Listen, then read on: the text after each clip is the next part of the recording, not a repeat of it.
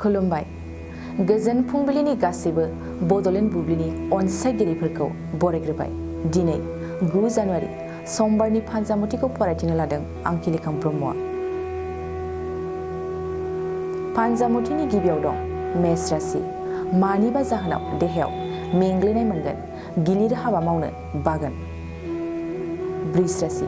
गोदान हाबा मावनो बोलो मोनगोन, मावनो लानाय गासिबो हाबाखौनो मावफुंनो हागोन। मिथुन राशि। माखौबा लानानै गावनि आंगोखौनो सन्देह खालामफ्लांगोन, सन्देहजोंनो आंगो लोगोआ गावस्रानोबो हागौ, सांग्रां जा। कर्कट राशि। गोब्राब नाजानायनि गाहाम फिथाइखौ मावफुंगोन, समाजाव मोजां हाबा मावनानै मोजां फिथाइ मोनफुंगोन। सिंह राशि। गाज्रि सान, गोबां गोजौ दावगाखानायानो हरखाब दावख्लायगोन, फालांगि आरो बायदि हाबा हुखा मावनायफ्राव खहा जानो हागौ। कन्या राशि। मोजां सान, रंजानायजों समखौ बारहोनो हागोन, दुखु दाहा गासैखौबो बावगारनानै रंजानायनि खाबु मोनगोन, न'खराव गोजोन थासारि फैगोन। तुला राशि। गोजान लामा दावबायनो खाबु मोनगोन, साननायखौ जाफुंनाय बादि मोनगोन, दावबायनायजों सम बारहोनो हागोन। वृश्चिक राशि। सांग्रां जा, मिथिस्लाब मोनै गोबां रां थगायजानोबो हागौ, जेखि हाबा मावा थगायजानो हागौ। धनु राशि। हरखाब देहायाव जेंना सोमजिगोन, देहानि जेंनायाव लोरबांथि जागोन, देहानि फारसे सांग्रांथि जानाया खोब मोजां। मकर राशि। समाजाव हाबा मावनो गोदान खाबु मोनगोन, गोदान बिबान मोननाय गोदान हाबा मावनो खाबु मोनगोन, खाबु मोननायजों थुलुंगाखांगोन। कुम्भ राशि। खैफोदनिफ्राय रैखा मोनगोन, न'खरनि आरो गावनि गोबां जेंनाफ्रा सुस्रांजागोन। मीन राशि। मानिबा जाहोनाव गावखौ गोग्लैसोनाय मोनगोन, गासिबो हाबा मावनाय बादायलायनायाव गावखौ जेननाय मोनगोन, गोसो बायगोन।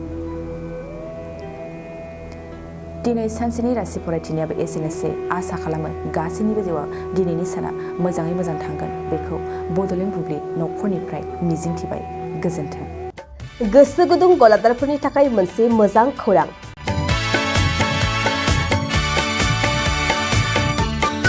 अदालगुरिनि रौता सारियालियाव खुंनो लानाय मिरु एबसुनि 52थि बोसोरसालिया जथुमायाव एगजिबिसननि थाखाय गलादारफोरनिसिम जर'खा फोसावनाय।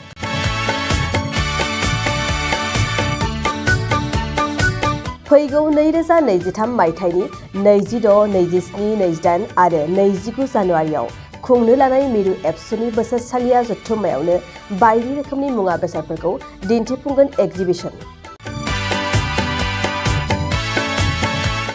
बे एगजिबिसनावनो आबादारि, हेन्डलुम, टेक्सटाइल, फिसारि आरो हारिमु बायदि बायदि आयदाफोरखौ दिन्थिफुंनो थांखि लादों बानजाय आफादा। बेनिखायनो गोसो गुदुं सुबुं एबा गलादारफोरा एगजिबिसनाव गला होफैनो हागोन आरो गला होनायनि सोमोन्दै आबुं बाथ्राखौ मिथिनोब्ला नैबे मबाइल नम्बर 9365245137 आव थोंजों सुलाद लानो हागोन।